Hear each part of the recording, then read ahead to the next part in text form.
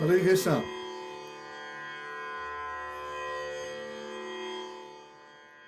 We're in Lord Shiva's mood tonight.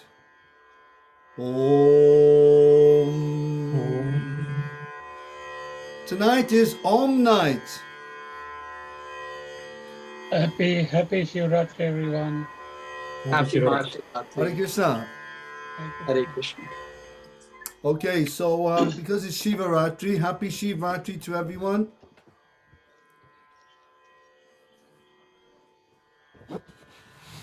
Hello? Yes. Hello? Yeah, we can hear you, Prabhuji. Oh, yeah. Could you hear that? Was I cut off? Was the sound cut off? No, you are okay. Yeah. Oh, good, okay. Okay, well, welcome everyone. Some people may be going for to the mandir. I don't know. Some people go to the mandir on Shivratri. So, pay respects to Lord Shiva. Why not? After all, he is a transformation of Vishnu. Hare Krishna, Prabhuji. Hare Krishna. Pinky, Hare Krishna. Hare Krishna. Hare Okay, Krishna, everybody. So we're going to read tonight from the chapter 63. Chapter 63 of the Krishna book. Does everyone have a Krishna book? I have a Krishna book here. I have a few Krishna books. I'm just looking at my phone at the moment, though. And we are supposed to be continuing with the story of Uddhava visiting Vrindavan, but Shivratri, it's an auspicious day to hear about Lord Shiva. And there's no better pastime of Lord Shiva than Lord Shiva's fight with Lord Krishna when they have a punch-up. Haribol. Prabhuji, what is the name of the chapter? Because my book, I think, chapters are a little. Yeah, it's called Lord Krishna Fights with Banasura. Banasur, yes. Okay. Lord Krishna fights with Banasura. This is actually from part 2 of the Krishna book, so we are going quite a long way ahead here, but only for tonight because it's Shivaratri. And I can remember 19 years ago today, I was in, where was I? I was in Tirupati. I'd been invited from Chennai. Someone had got wind, I don't know where, but in Tirupati they found out that I had this big keyboard. And I play music. They said, well, come and do the kirtan for Mahashivratri in Tirupati. So they drove me down there. Oh gosh, 4-hour drive. It was a long drive, and idli sambar all the way. Idli sambar all the way there. And then we had a whole night of kirtans, and it was really good. It was quite astonishing. They put a big sound system on the stage. I mean, a huge sound system. And I said, why have you got such a, it's only me. It's not like, 10 people, but they got this big sound. And when I plugged in, boom, it was, the whole city went up. So it was a great night. Did you feast on the big laddus, Balaji laddus? Yes, yeah, absolutely. Absolutely. Yes, Balaji Ladus. Yeah, it was a nice visit. We were there for a couple of days.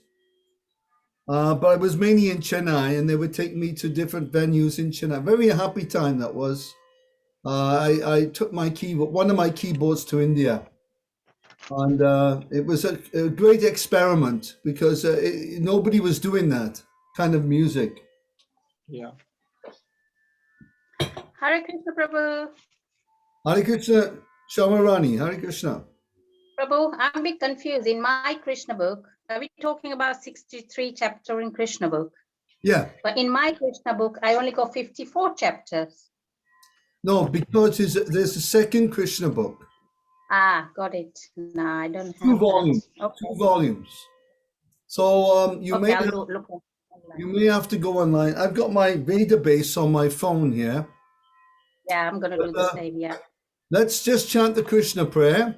We'll go around. So which chapter are we starting, Prabhuji? Is 63. it Lord Krishna fights with Banasura? Yeah. Okay, fine. Let's start with Jai Prakash, and we'll go around with the Krishna prayer first.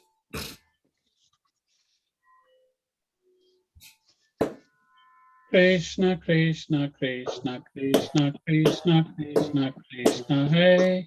Shamarani.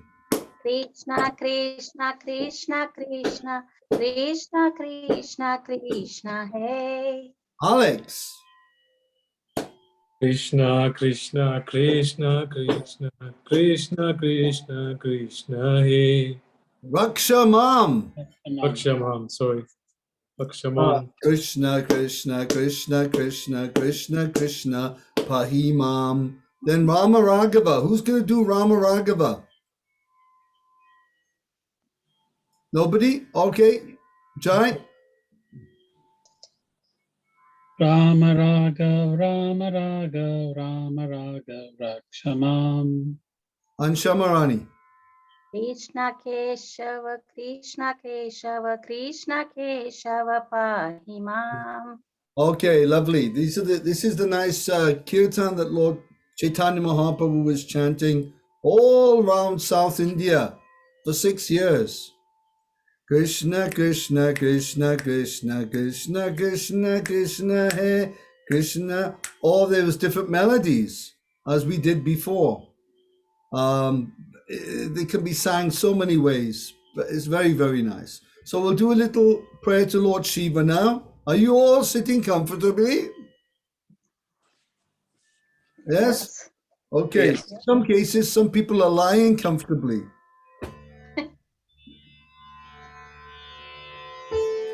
Shambhu Mahadev, Shankar Shiva. Shambhu Mahadev, Shankar Shiva.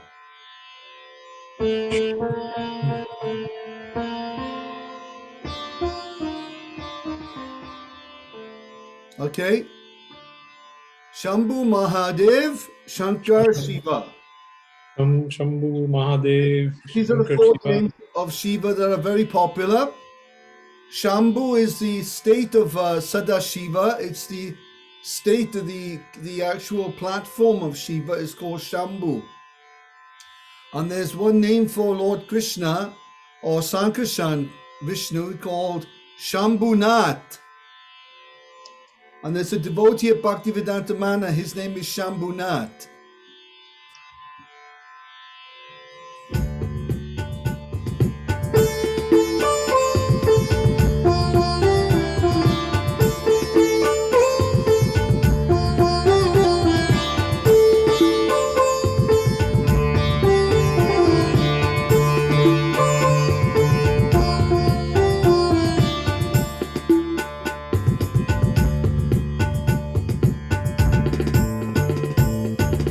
Shambhu Mahadev, Shankar Shiva.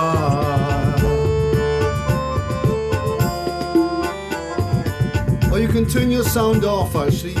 Turn your sound off and just sing along.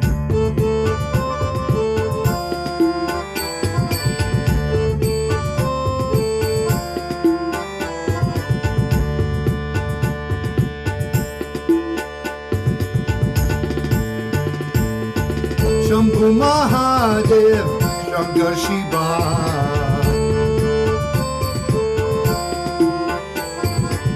Shambhu Mahadev, Shankar Shiva.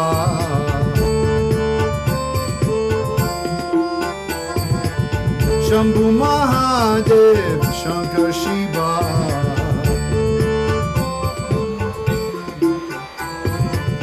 Shambhu Mahadev, Shankar Shiva.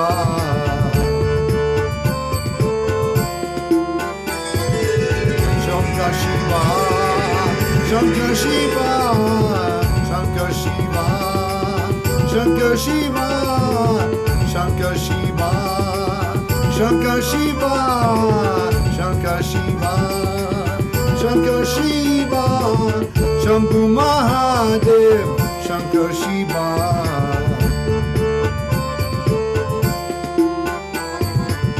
Shambhu Mahadev, Shankar Shiva.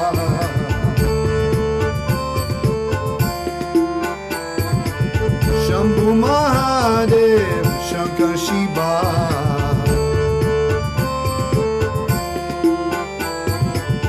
Shankar Shiva, Shankar Shiva.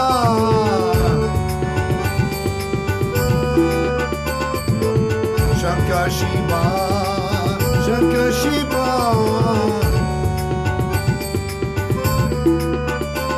Shiva, Shiva, Shankar Shiva, Shiva, Shiva. Shiva, Shiva, Shankar Shiva, Shiva, Shiva.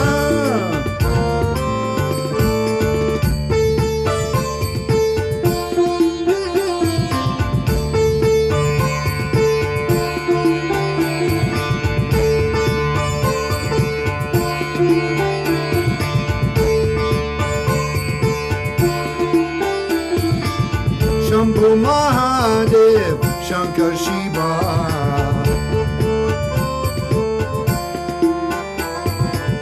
Shambhu Mahadev, Shankar Shiva.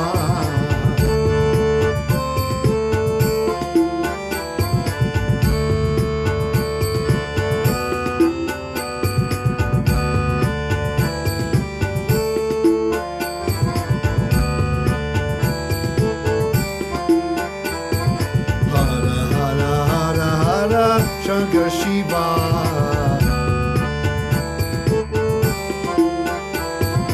Hara Hara Hara Hara Shankar Shiva.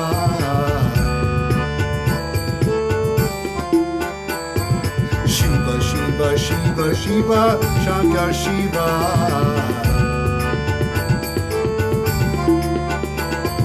Shiva Shiva Shiva Shiva Shankar Shiva.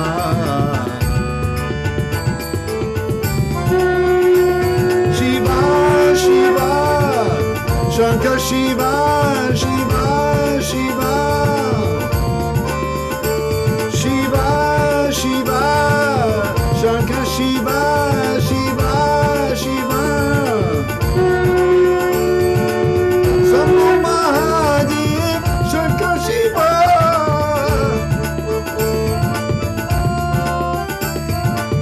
Shambhu Mahadev, Shankar Shiva.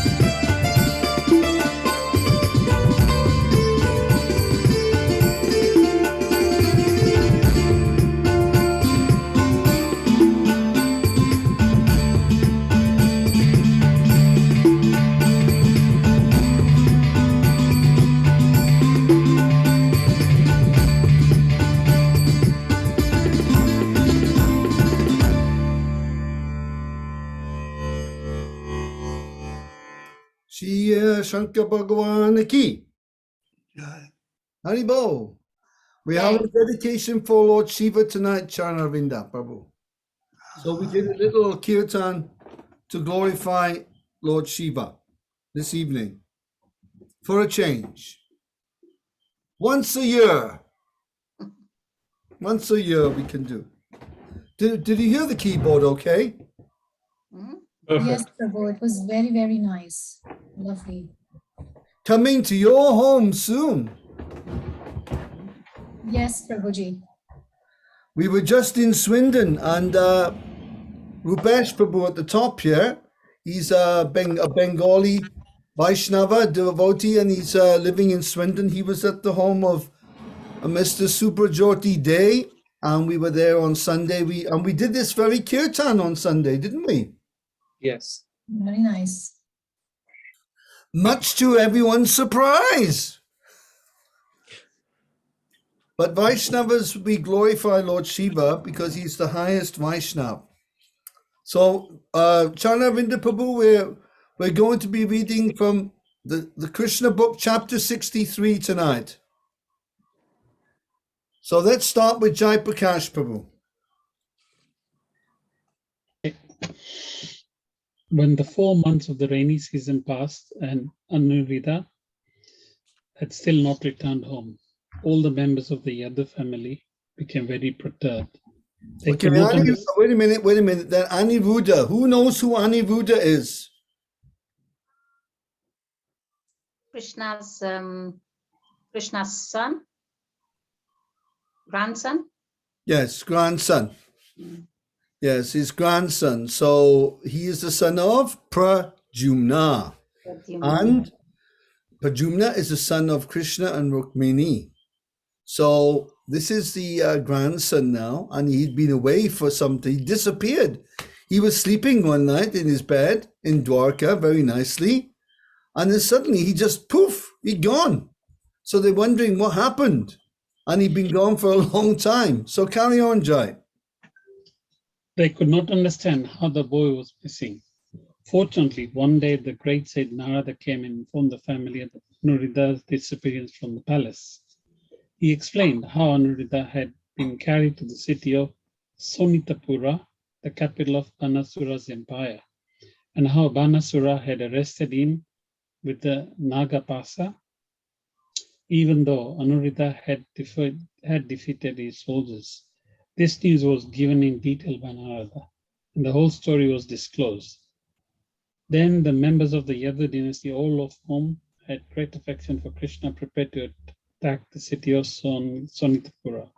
Practically all the leaders of the family, including Pradyumna, Satyaki, Gada, Samba, Sarana, Nanda, Upananda, and Bhadra, combined together and gathered 12 Akshoni military divisions into phalanxes. Then they all went to Sonitapura and surrounded it with soldiers, elephant, horses, and chariots. And carrots? Chariots. Oh, chariots, okay. They weren't taking the gajar there. There, take that, take that. They didn't want to make gaja halwa there. They're throwing the gajar. Okay, Samama Rani, go ahead. Okay. Banasura heard that the soldiers of the Yadu dynasty were attacking the whole city, tearing down various walls, gates, and nearby gardens. Becoming very angry, he immediately ordered his soldiers, who were of equal caliber, to go and face them. Lord Shiva was so kind to Banasura that he personally came as the commander-in-chief of the military force.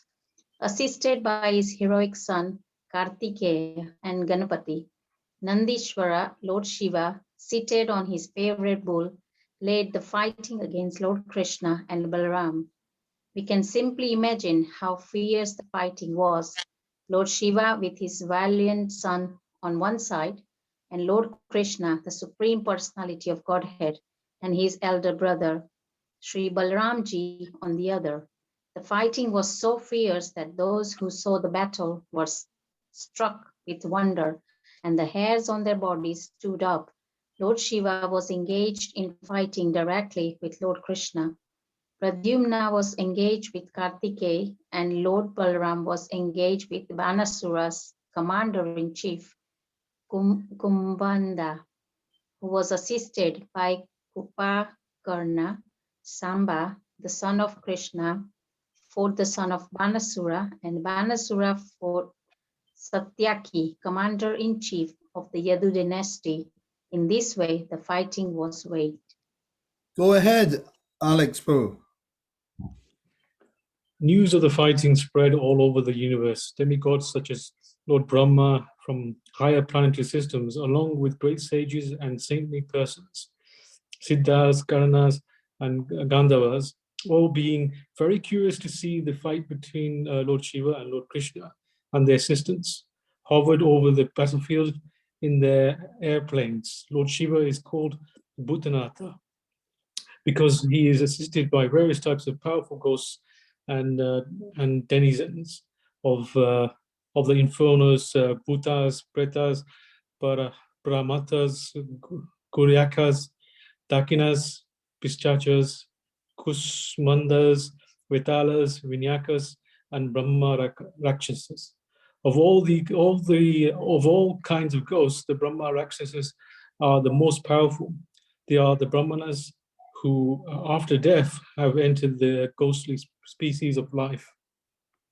Okay, so these are the different ghosts: bhutas, pretas, pramatas. The pramatas are famous, these ghosts. They're famous ghosts because they can drive you mad. Pramata. They can drive people crazy and they will commit suicide. And the ghosts are very happy when you commit suicide, you see? Because when you commit suicide, they'll say, "Hi, how are you doing? Welcome to misery. Misery loves company." So this is ghostly life, very condemned, like dog life. Pramata, Guyaka. Guyaka have power in this. They can make sounds. Moo, moo. They actually can make a sound. Dakinis, Pisachas, Kusmandas, Betalas, Vinayakas. So these are the different types of ghosts. How many are there? 1, 2, 3, 4, 5, 6, 7, 8, 9. 10 different types of ghosts listed here. Okay, go on. On that happy note, Pinky, you can carry on. Yes, Prabhuji. The Supreme Personality of Godhead, Sri Krishna, simply drove all these ghosts away from the battlefield with the arrows from his celebrated bow, Sharnaga Dhanur.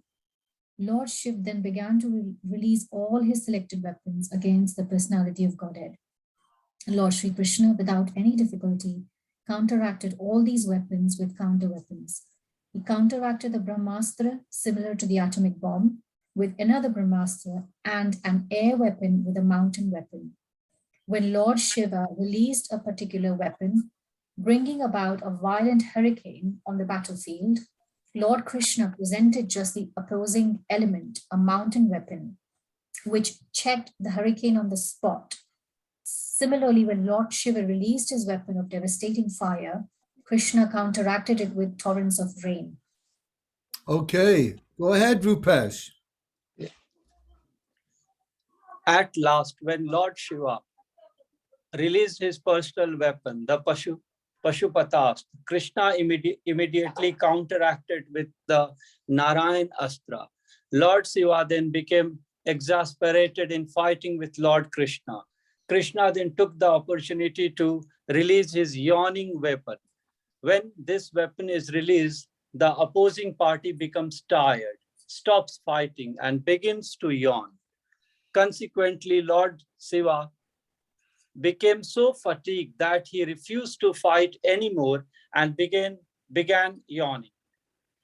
Krishna was now able to turn his attention from the attack of Lord Shiva to the efforts of Banasura, and he began to kill Banasura's personal soldiers with swords and clubs. Meanwhile, Lord Krishna's son Pradyumna was fighting fiercely with Kartikeya. the commander-in-chief of the demigods. Kartikeya was wounded and his body was bleeding profusely. In this condition, he left the battlefield and without fighting anymore, rode away on the back of his peacock carrier. Similarly, Lord Balram smashed Banasura's commander-in-chief, Kumbhanda, with the strokes of his club. Kupakarna was also wounded in this way, and both he and Kumbhanda fell on the battlefield. Kumbhanda being fatally wounded. Without guidance, all the Banasura soldiers scattered here and there. That's very nice. Nice description. And this is what we call transcendental warfare. So there's the mundane warfare is based on profit and gain, and just like now we have a situation where one political party in the Ukraine is trying to get back into power, and they're using the big arm of Russia's might to oust the Ukrainian government and get a new government in that's more favorable to Russia's interest. This is all going on of pounds, shillings, and pence business. How to gain the upper hand, how to make more money, and it's just as the old movie goes, the Bollywood movie Ram Teri Ganga Meli. So this is the typical situation. The material world becomes polluted by politics and politicians. And we all know in the Srimad Bhagavatam, politicians in Kali Yuga, they have a name called Raja Dasyu. Remember this name? Raja Dasyu. It means plunderers in the guise of leaders of the world leaders. Their business is plundering for themselves, plundering as penny pinching. They try to just make as much money as they can, and that's their business. Ultimately, they may say, no, I'm doing it for my country. But you have a look at their bank account, and you'll find, I have nothing in this. See, I have no money. But what about these 5 accounts in Switzerland, where Alex is living, down the road? Yeah. Alex's house. Yes, I'm looking after it for them, so I can give it back to Krishna. So dirty business.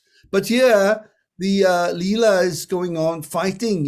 Just imagine seeing the great demigod Skanda fighting with Prajuna, Krishna's son, fighting with Lord Shiva's son.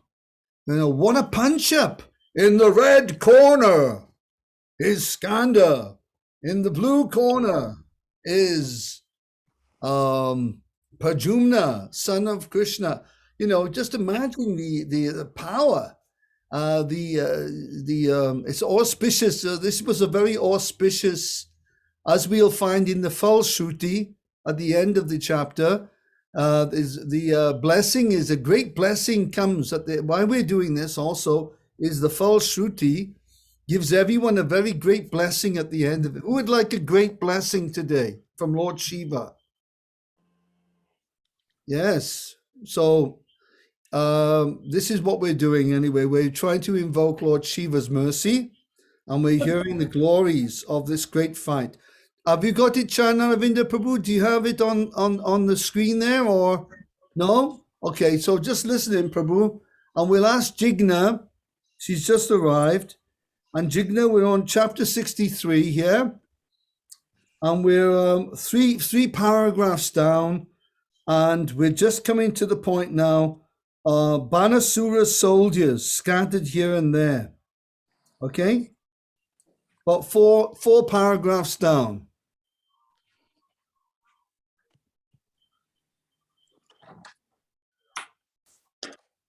Hare Krishna. Yeah, I am just clicking on it.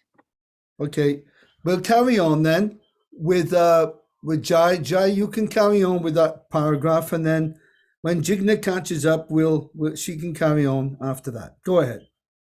When Banasura saw that his soldiers and commanders had been defeated, his anger only increased. He thought it wise to stop fighting with Satyaki, Krishna's commander-in-chief, and instead directly attack Lord Krishna. Now, having the opportunity to use his 1,000 arms, he rushed towards Krishna, simultaneously working 500 bows and 2,000 arrows. Such a foolish person could never measure Krishna's strength. Immediately, without difficulty, Krishna cut each of Banasura's bow into 2 pieces, and to check him from going further, made the horses of his chariot lie on the ground, so that the chariot broke to pieces. After doing this, Krishna blew his conch shell, Panchajanma. Oh, just a minute. Hang on.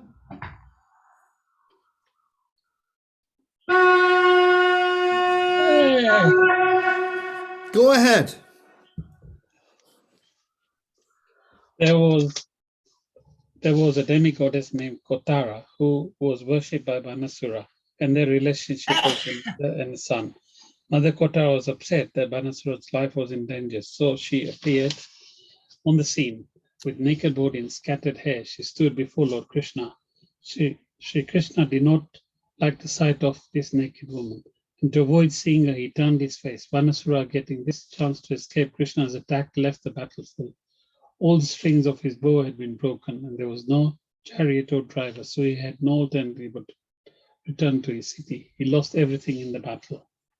Banasura was more or less defeated at this point, but Mother Kotara, a great demigoddess, she sacrificed her honor, and she just appeared with, like Lady Godiva. Lady Godiva is famous for riding a horse naked with long hair, covering her body with her long hair. So this is a very good tactical move. Very good, because the men fighting, when they're fighting, a naked woman passes by, they're just going to go, everything will stop. It's more effective than the yawning weapon, because the female form is very powerful, more powerful than the male form. Even though Krishna is very attractive in this world, because it's Devi Dham, the female form is supreme in this material world. And even in Lord Narayan, in the 4th canto of Srimad Bhagavatam, he makes the statement that there's nothing more powerful in this world than than the form of a woman, a beautiful woman, is very, very powerful form. And even Brahma and Lord Shiva are not exempt from the influence of the power of the female form. Even Lord Shiva. What's the example of Lord Shiva where he succumbed to the power of the female form? Mohini. Yes, Mohini Murti, because even Durga, goddess Durga, she sometimes can't attract Lord Shiva. But Krishna, when Vishnu appeared in the form of the Mohini Murti, it was irresistible to Lord Shiva, and he went bonkers. He went absolutely bonkers, and he lost his mind, and he was running after this Mohini Murti. And then that's a nice Leela, nice pastime in the 4th canto of Srimad Bhagavatam, I think. Where are you now? I'm just talking about the Kotara, Mother Kotara. Oh, you've got it online, have you, Prabhu? Yes, Prabhu. Okay, well, Jigna is going to carry on from this point, that Mother Kotara, and she used a very strong, powerful tactical move that even Krishna himself, he rejected this form. He can do this. He has the power. But in this world, it's very difficult to overcome the attraction. Even like Brahma and Shiva was making this point. So now, Jigna is going to carry on from this point. Please. By the arrows of Krishna, all the associates of Lord Shiva the hobgoblins and ghostly bhutas, pretas, and kshatriyas left the battlefield. Lord Shiva then took his last resort.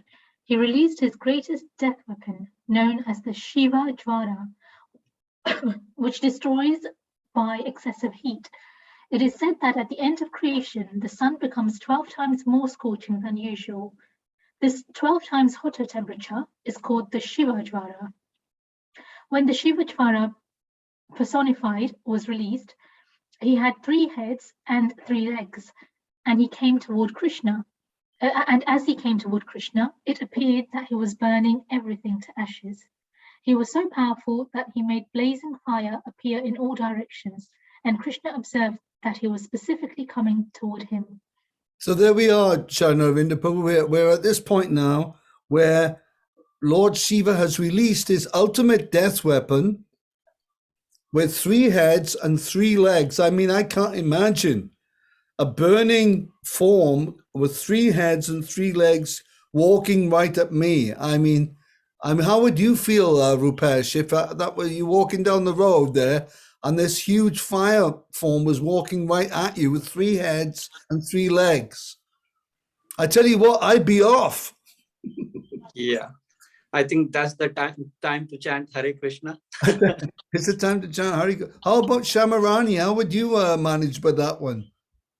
Absolutely terrifying, Prabhu. Terrifying. I would be. I mean, 3 heads. How about Smita? Smita, how would you be up there in Chesham with finding that in the forest up there in Chesham Bois? Yeah, I think I'd be scared running the other way. We'd all be doing a runner. So Shiva has released this powerful weapon now, and particularly towards Krishna himself. So Lord Shiva here, he means business. He means business. So are you at the point here? Have you found the point, Charnaravinda Prabhu? No, not Okay. yet. Smita, carry on then, and when Charnaravinda can catch up. Is it where it says, as there is Shiva Jara? Yep. As there is a Shiva Jara weapon, there is also a Narayan Jara weapon. Yes, Which that's is more represent- powerful. Narayana Dwara is more powerful. Yeah, the Narayan Jwara. Go ahead. Charnaravinda will catch it in a minute. which is represented by excessive cold. When there is excessive heat, one can somehow or other tolerate it. But when there is excessive cold, everything collapses. This is actually experienced by a person at the time of death. At the time of death, the temperature of the body, first of all, increases 107 degrees Fahrenheit, and then the whole body collapses and immediately becomes as cold as ice. To counteract the scorching heat of the Shiva Jara, there is no other weapon but the Narayan Jara. Okay, so there we are, Prabhu. Charnaravinda, have you caught it now? Therefore, when Lord Krishna saw that, Yes, please. that Shiva Jara had been released by Lord Shiva, he had no recourse other than to release Narayana Dwara. Lord Krishna is the original Narayana and the controller of Narayana Jiva weapon. When the Narayana Jiva was released, there was a great fight between the 2 Javaras. When excess heat is counteracted by extreme cold, it is natural for the hot temperature to gradually reduce. And this is what occurred in the fight between Shiva Dwara and Narayana Dwara. Gradually, the Shiva Dwara temperature diminished, and the Shiva Dwara began to cry for help from Lord Shiva. Lord Shiva was unable to help him in the presence of Narayana Dwara. Unable. Okay, that's great. Unable to get any help from Lord Shiva. the Shiv Jwara could understand that he had no means of escape outside of surrendering unto Narayan, Lord Krishna himself. Lord Shiva, the greatest of all demigods, could not help him. What to speak of the lesser demigods, and therefore the Shiv Jwara ultimately surrendered unto Krishna. So this is a very nice point as well. Even what to speak that we are surrendering to Krishna, even the Shiv Jwara, the most powerful weapon to be released, other than the Narayan Jwara, personified weapon, is also surrendering to Krishna. This is a significant point here. The Shiv Jwara ultimately surrendered, bowing down before him and offering a prayer so that the Lord might be pleased and give him protection. Okay, Jai Prakash Prabhu.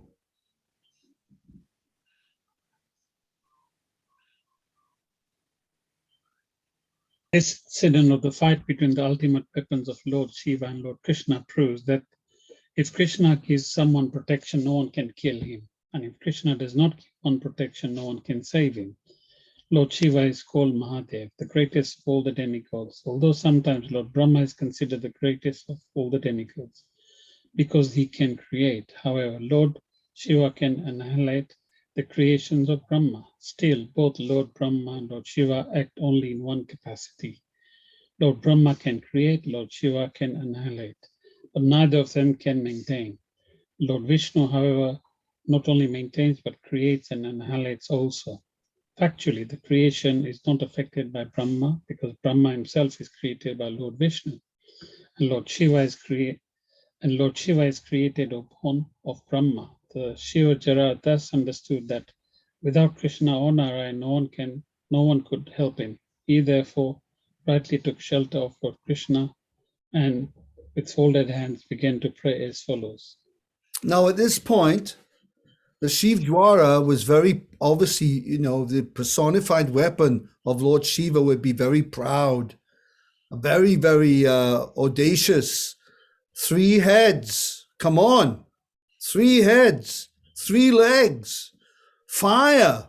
No, nobody's going to boss this weapon around, this powerful personality.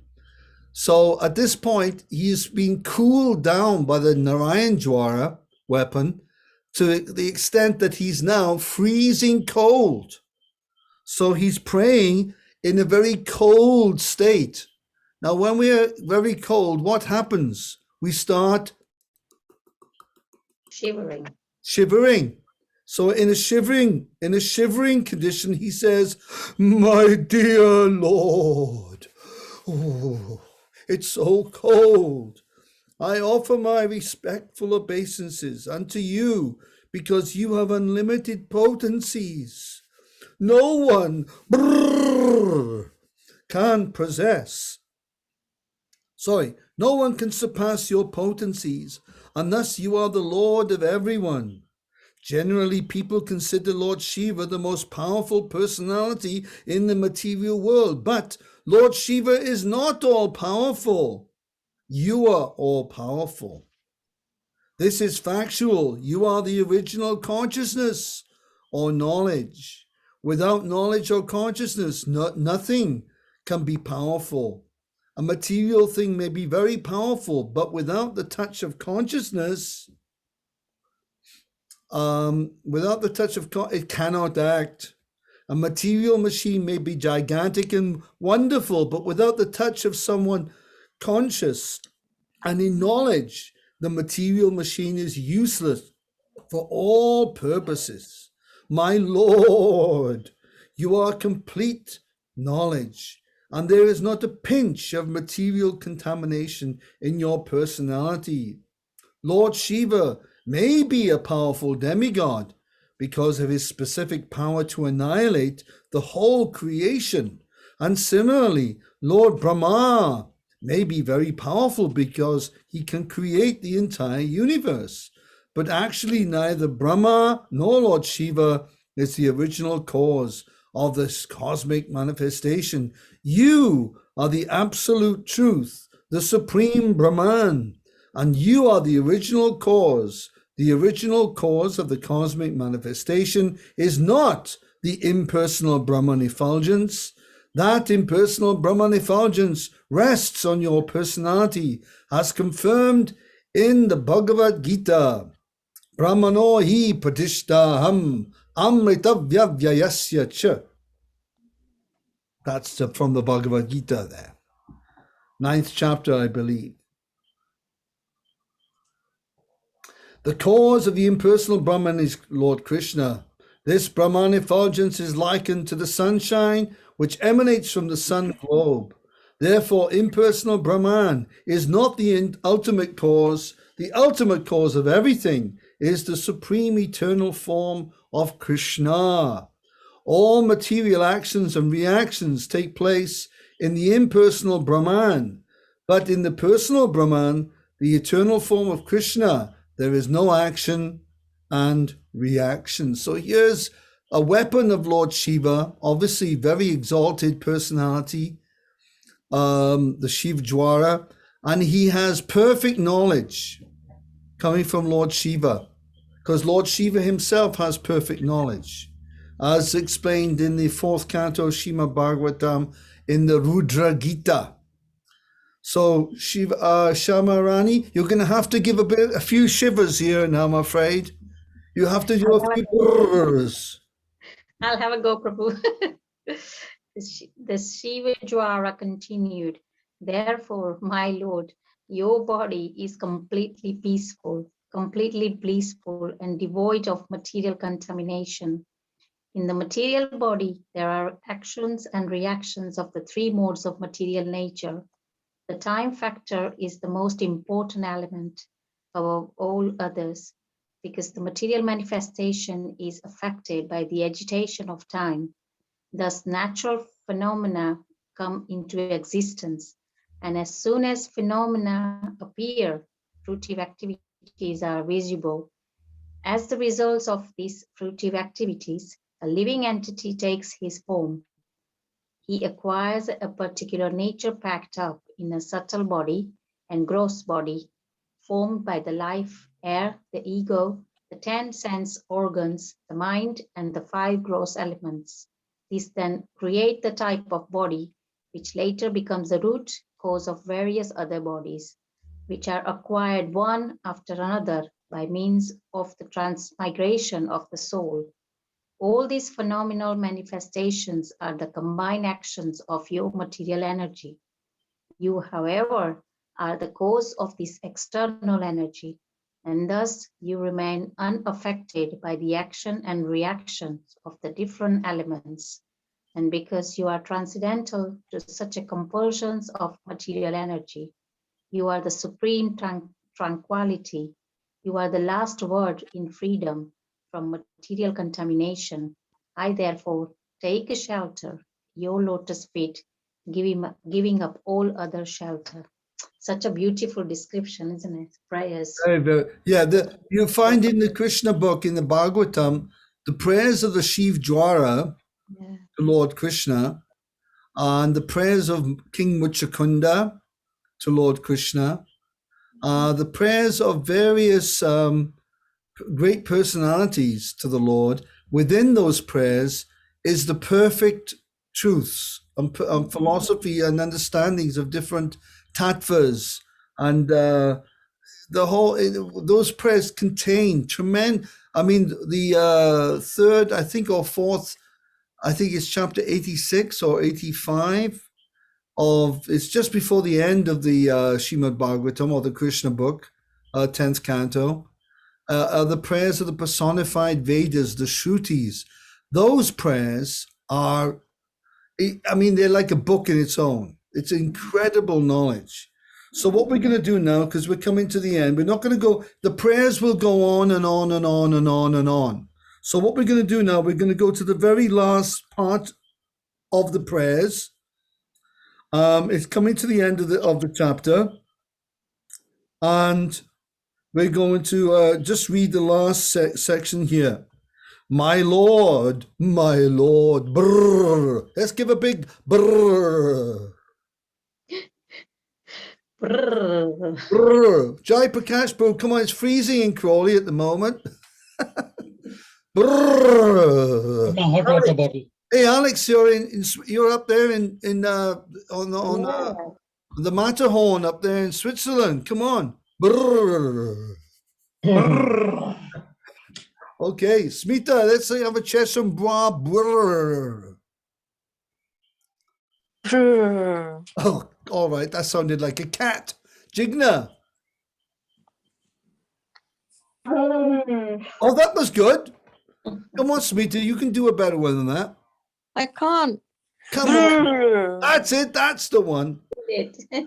So we're coming to the end now. My Lord, you are actually the dearmost super soul. This is the last paragraph, but one of the chapter. Okay.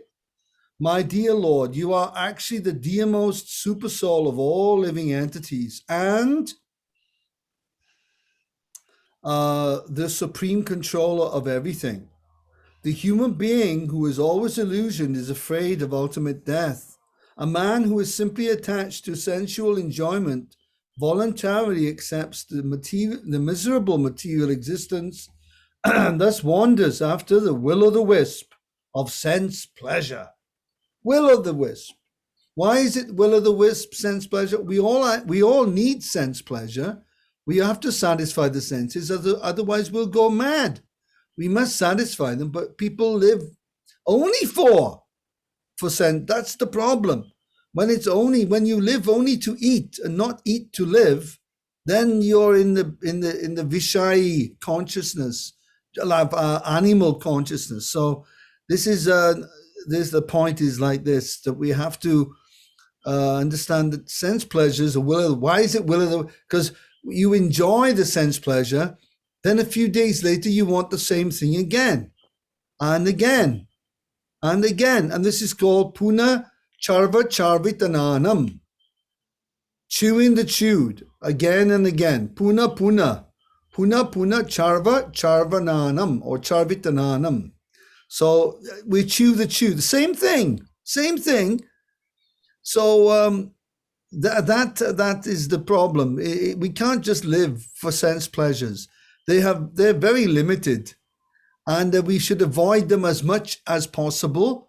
But sometimes we have to have the sense pleasures, and therefore there's the Grihastha ashram, and there's the different ashrams to satisfy the senses in different ways. But then there's also sannyas ashram, is that ashram which is ideal for the retired stage of life, 60, 70 plus, 80. Then one may take on the sannyas ashram and be quite successful. Otherwise, it's a tricky ashram, sannyas. I've seen many sannyasis fall from grace because of the desires for sense pleasure. So will-o'-the-wisp. He is certainly the most foolish man, for he drinks poison and puts aside the nectar. Poison is sense gratification only, and the nectar is Krishna Katha. My dear Lord, all the demigods, including myself and Lord Brahma, as well as great saintly persons and sages who have cleansed their hearts of material attachment, have by your grace wholeheartedly taken shelter of your lotus feet. We have all taken shelter of you because we have accepted you as the Supreme Lord and the dearmost life and soul of all of us. You are the original cause of this cosmic manifestation. You are its supreme maintainer, and you are the cause of its dissolution also. You are equal to everyone, the most peaceful supreme friend of every living entity. You are the supreme worshipable object for every one of us. My dear Lord, let us always be engaged in your transcendental loving service so that we may get free from this material entanglement. Finally, my Lord, I may inform you that this Banasura is very dear to me. He has rendered valuable services unto me. Therefore, I want to see him always happy. Being pleased with him, I have assured him safety. Oh, this is Lord Shiva praying here now. Yes, I'm sorry. Yes, Lord Shiva's taken on the prayers here. Yes, after hearing Lord Shiva's prayer. Yes. I was sure you are pleased with it. You are pleased with his forefathers, King Prahlad and Bali Maharaj. You will also be pleased with him. Okay, and then Pinky, have we caught this? Have we got the point yet? At the end, I can see it. Yes, Prabhu. Go ahead then. After hearing. Yeah. After hearing Lord Shiva's prayer, Lord Krishna replied, "My dear Lord Shiv, I accept your statements and I also accept your desire for Banasur. I know that this Banasur is the son of Bali Maharaj, and as such I cannot kill him, for that is my promise. I gave a benediction to King Prahlad that the demons who would appear in his family would never be killed by me. Therefore, without killing this Banasur, I have simply cut off his arms to deprive him of his false prestige. The large number of soldiers he was maintaining became a burden on this earth, and I have killed them all to minimize the burden. Now he has 4 remaining arms, and he will remain immortal, unaffected by material pains and pleasures. I know that he is one of the chief devotees of your lordship, so you can now be rest assured that henceforward he need have no fear of anything." Okay. Smita? When Banasur was blessed. Prabhuji, When Yeah. the line says he will remain immortal. Yes. So immortal means he will not die, isn't it? Who, Banasura? Yes. Yeah, well, in this world, the immortal has different meanings as well. Amar can also mean extremely long life, like Brahma. See, when you see the lives of the great demigods, compared to human life, it is like they're immortal, you see. Therefore, we have the immortals, or those who live in Amarvati. They live such a long life. In comparison to our human life, it is like an eternity. But everything in the even Brahma's life is 311 trillion Earth years by calculation of the Bhagavad Gita. But still, he must die. So immortal has 2 meanings. It has immortal in terms of extremely a life which is you cannot measure, and also there's the eternal spiritual life, which is, well, in one sense, that's even beyond immortality when we go to the spiritual world, because everything you're entering into the now, you're into eternal presence. In other words, you're reinstated in your normal condition. Right now, we're not in a normal condition, and therefore we're all a little bit crazy here in the material world. Yeah. Or at times we go a bit crazy.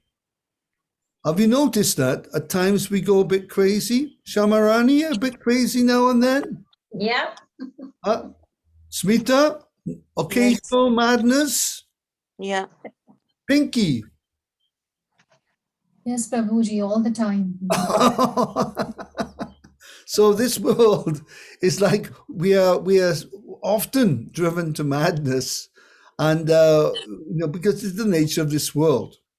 So now we're just going to go forward a bit more, and we're going to the false Shruti now at the end. Okay, so the false Shruti is here. Shukadev Goswami assured King Parikshit that the narration of the fight between Lord Shiva and Lord Krishna is not at all inauspicious.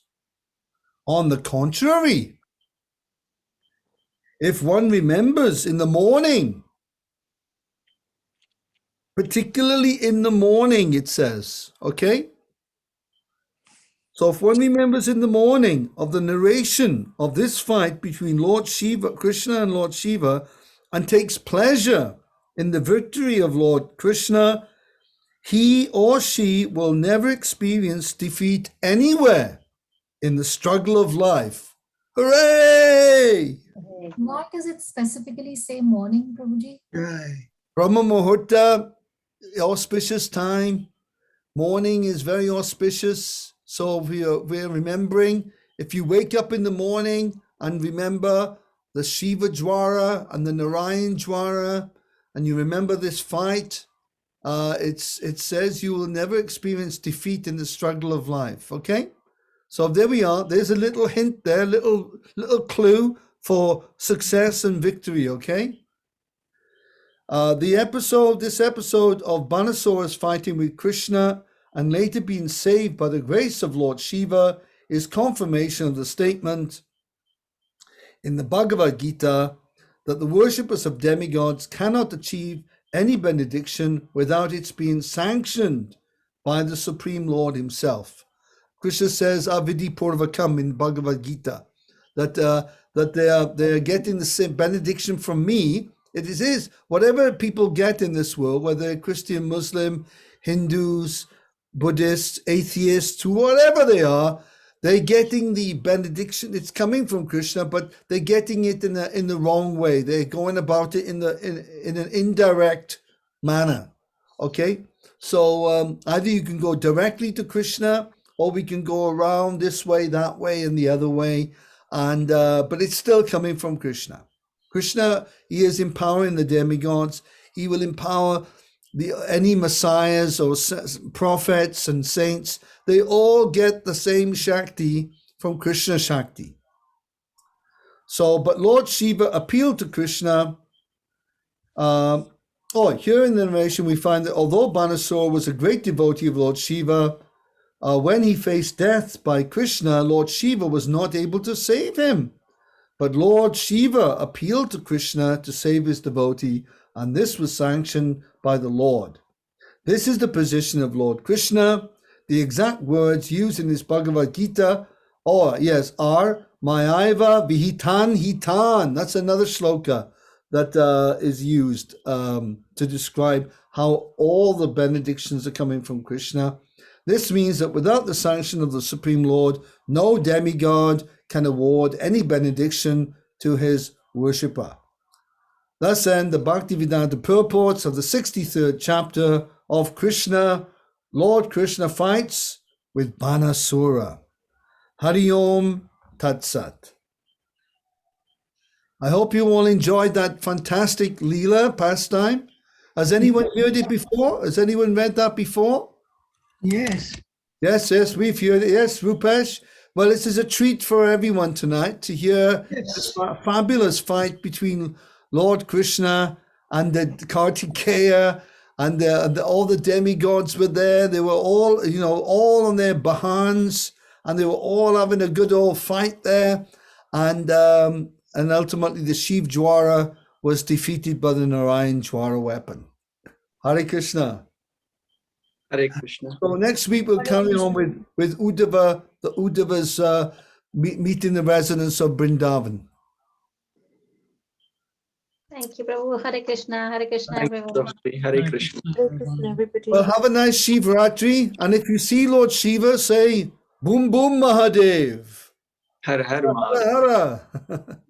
Hare Krishna. Hare Krishna. Hare Krishna. Hari Bol. Hare Bol.